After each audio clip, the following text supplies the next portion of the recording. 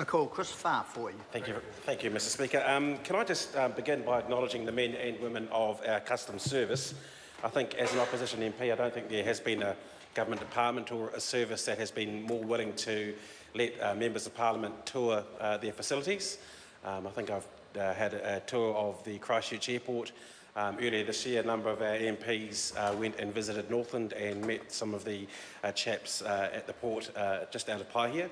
And also, I think a select committee that I was on about 2 or 3 years ago had the pleasure of visiting one of the operations centres in Auckland. So I think that they are one of the most open government departments that we've been able to get access to in our term of opposition as that comes to an end, Mr. Speaker. But there are a number of issues within this piece of legislation that we do want to highlight, and I think is going to get some serious scrutiny during the Select Committee. I do note that the Minister, in her contribution to the speech, said the powers around the ability for customs officers to search devices are being scaled back, and I do also point towards the contribution by Green MP Barry Coates around their concerns, because we do hold some similar concerns as well. If you listen to the Minister, I think you'd hear, or you'd think, that nearly all of the powers to be able to search devices have been rolled back, and they are nowhere near the powers that the Customs Service currently has.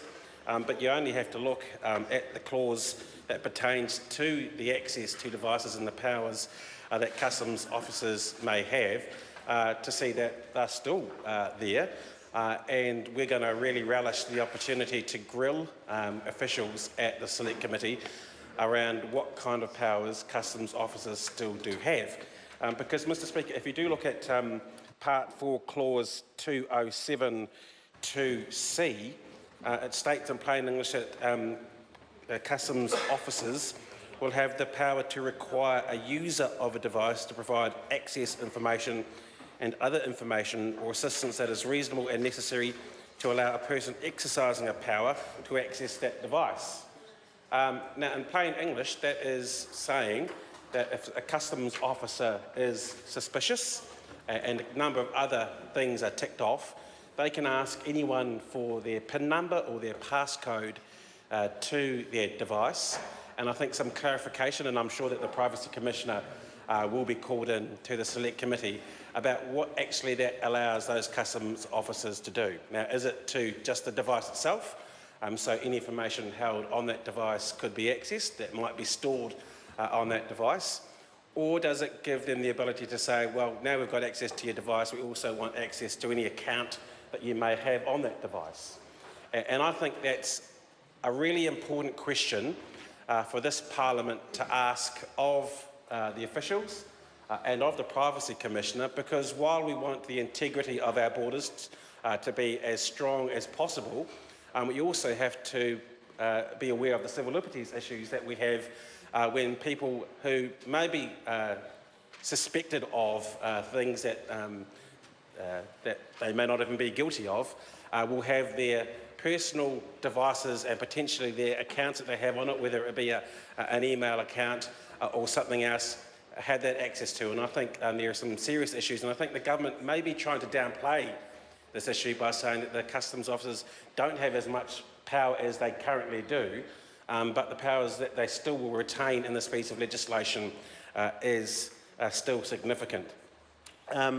Because getting access to someone's phone or someone's device, I think most people would feel that is an encroachment on privacy. I'm sure the government members at the moment, given some of the stuff that is happening over there, wouldn't want their devices to be encroached because of the nature of some of the messages that are going around the National Party caucus at the moment. I don't know. Just a guess that there might be a bit of interest in a few messages flowing between 3 particular people to the other 56 members of the National Party caucus.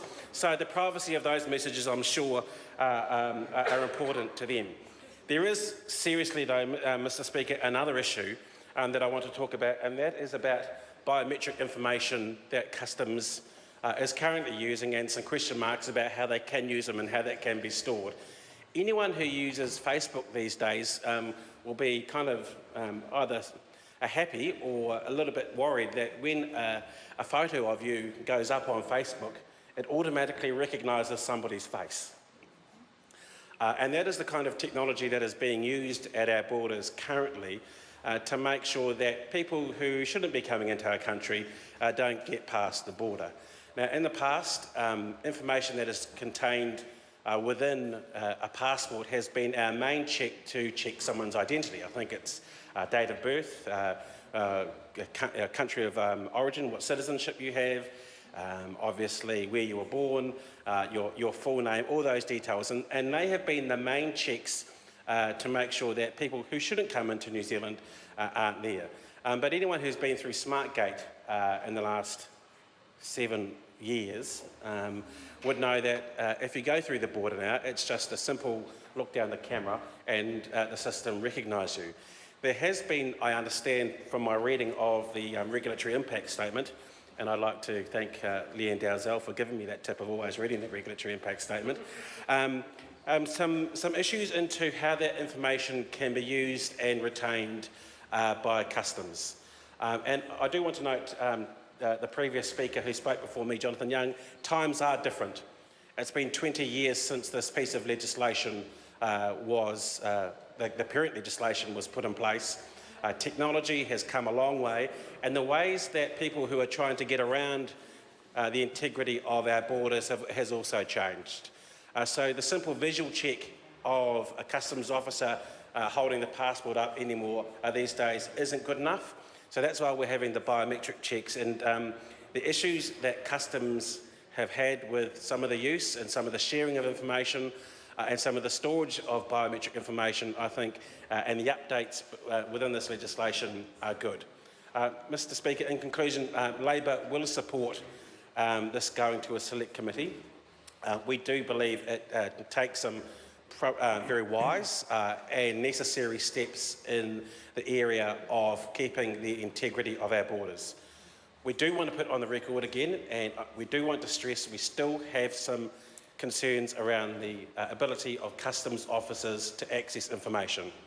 That is not to say that we don't believe there are situations where that is valid, but it is to say we want to make sure that there are safeguards in place so those powers are not so broad that those powers can be used inappropriately by agencies, whether that be customs or anyone else working with customs, and also whether that information could be shared. Those are the kinds of issues that we want to see, and we will be raising questions at the Select Committee.